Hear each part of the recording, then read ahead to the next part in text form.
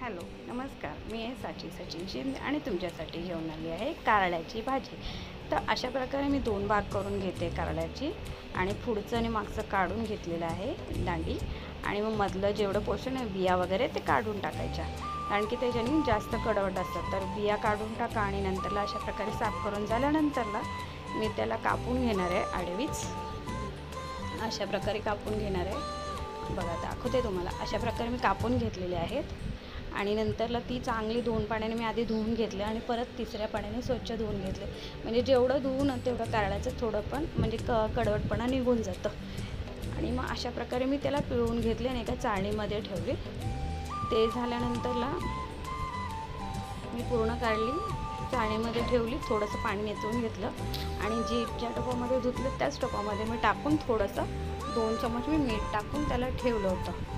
म्हणजे थोडंसं कारळ्याला मीठ लावून ठेवलं, म्हणजे कसं ते कारळ्याचं थोडंसं कडूपणा कमी होतो। अशा प्रकारे मी मीठ लावून 10 मिनटं ठेवणार आहे। आणि नंतरला मी आता भाजी बनवायला घेणार आहे, तर मी त्याला अशी थोडीशी कुस्करून घेईल, म्हणजे थोडंसं पिळून घेईल, म्हणजे त्यातला तेवढा जो थोडं जास्त कडवटपणा असतो ना तो कमी होण्यासाठी।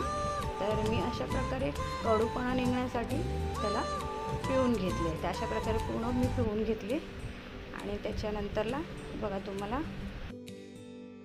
ते झाल्यानंतरला अशा प्रकारे मी कोथिंबीर, 10 लसूण आणि 2 मोठे कांदे घेतलेत आणि गूळ आणि चिंचेचा घोळ घेतला आहे। अशा प्रकारे मी पॅन ठेवला आहे आणि नंतर त्याच्यात तेल टाकून गरम करायला ठेवलं आणि जिरं मोहरी टाकून घेणार आहे, राई जिरं टाकल्यानंतरला थोडीशी तडतडा झाल्यानंतरला त्याच्यात थोडंसं लसूण टाकून घेणार, जे म्हणजे मी ठेचून घेतलेलं लसूण टाकून घेणार आहे आणि थोडंसं लालसर करेपर्यंत ठेवणार आहे। लालसर झालं की लगेच मी त्याच्यामध्ये थोडीशी म्हणजे चिमूटभर हिंग टाकणार आहे।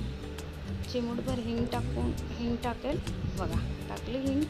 त्याच्यानंतरला मग हिंग टाकून झाल्यानंतरला मी त्यात कांदा टाकणार आहे आणि कांदा काय जास्त परतून नाही घेणार आहे, फक्त त्याला असं तेलामध्ये मिक्स करून घेणार फक्त, कारण की आपण जेव्हा कारली शिजवणार ना तेव्हा ते शिजून निघणार आहे म्हणून।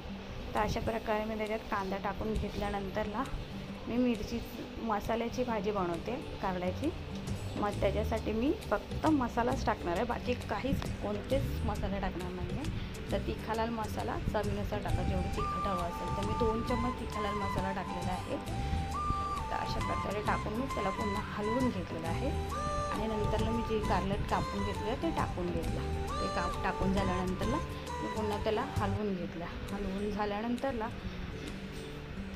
हलवलं आहे, मग नंतरला मी चिंचेचा गोळ ठेवला होता त्याला थोडंसं पिळून घेणार आहे, म्हणजे जेवढं चिंचेचं मग ते पिळून झाल्यानंतरला मी त्याच्यात ते फक्त पाणी टाकणार आहे, चिंच नाही टाकणार आहे। तर अशा प्रकारे चिंचेचा गोळ टाकून घेतला आहे आणि मी थोडंसंच टाकलं गूळ। जर तुम्हाला कडू जास्त नको हवं असेल तर तुम्ही थोडं जास्त टाकलं तरी चालेल। तर अशा प्रकारे थोडंसं गूळ टाकलेलं आहे आणि पुन्हा मी त्याला हलवलं आहे आणि मग 5 ते 15 मिनटं लागतात त्याला शिजायला। मग मी वाफेवरती भाजी शिजवली आहे। तर बघा अशा प्रकारे मी भाजी तयार झालेली आहे। आणि ओला नारळ असेल तर टाका, कारण की मी टाकलं पण माझं ते व्हिडिओ रेकॉर्डिंग नाही झालं। आणि मग नंतरला भाजी झाल्यानंतर कोथिंबीर टाकून घ्या। तर अशा प्रकारे माझी भाजी तयार आहे कारल्याची। तर बघा तुम्हाला कशी वाटते माझी कारल्याची भाजी। आवडली असेल तर लाईक शेअर नक्कीच करा, धन्यवाद। आणि प्लीज सबस्क्राईबसुद्धा करा आणि माझा व्हिडिओ बघितल्याबद्दल धन्यवाद।